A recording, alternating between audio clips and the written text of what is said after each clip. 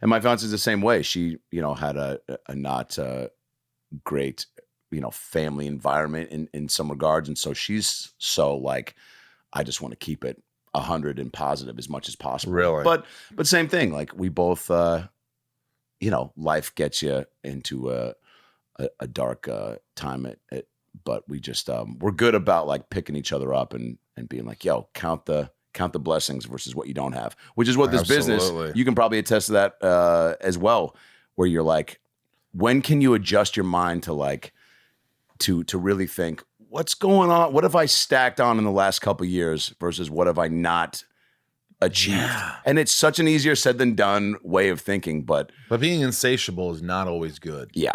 It's not good at all. I think if you're always expecting like, I need more, I gotta have more, and you realize, but that's not making you happy. And it hasn't made you happy. Success hasn't made me happy. It's been a temporary happy. It's more, I always say it's like the colander, it's like, it just goes right through. Like, water goes right through the colander. Yeah. It's like, it's just ephemeral. It lasts minutes. Yeah. You're like, oh my God, I'm great. I'm really great. Okay, wait, when can I be great again? I've got to prove myself again. I've got to do this again. Yeah. And then you're like, what am I chasing? And I for me, I think that it's like, hey, love, memories, relationships, connections. Those are the most important things in the world. And, so that's what, I'm working on that more, but like, it's, for somebody who I didn't have it growing up when I was going through the it factor. Well, I was, dysfunctional family, like many people. I've talked about it, but like I didn't feel loved. I didn't feel like and so I looked for it elsewhere. And all of a sudden, I was the funny guy, and I was like, oh, I'll make everybody laugh. Yeah. And then my friends, their parents would be my surrogate parents. Yeah. I would make them laugh, and I'd stay weeks over their house. Wow. And then I was the funny guy, and I think at that point, as a small boy, I realized, you're going to be accepted if you're funny, if you're just being the funny guy, and don't be your boring, stupid, ignorant self. That's how I thought. And I went through that for years, up till through all my success. Like, make people laugh, be good, be on, you're great. And eventually you just go, wow, I'm fucking tired. Yeah. And I don't know who the fuck I am. Yeah. And that just gets old. And I don't want to be 90 and go, what was I doing it for?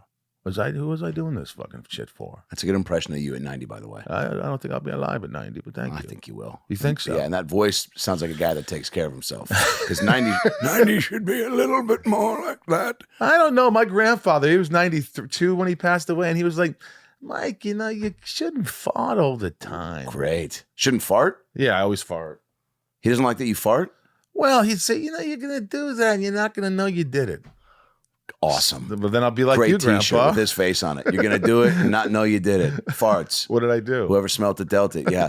Exactly. Yeah, that, man, okay, well, you're preaching to the choir because, I think me with this full head of steam of like, let's just fucking push it down, worry about it later, make people happy, feel good. That's a better, easier, more fun path. Yeah. And then, but to my detriment, it probably, it's allowed me to not figure out who I am on and off stage quicker, right? Right. Because I was like, well, let's not be that guy that you are. Let's be.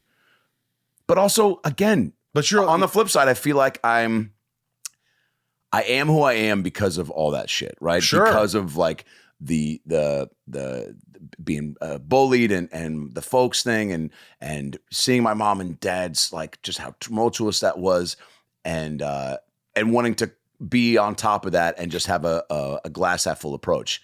I am who I am because of all that. So I can't, there's no part of me that really that would say, would I be this if they fucking figured it out and kept their marriage together and stayed in love? Right. Probably not.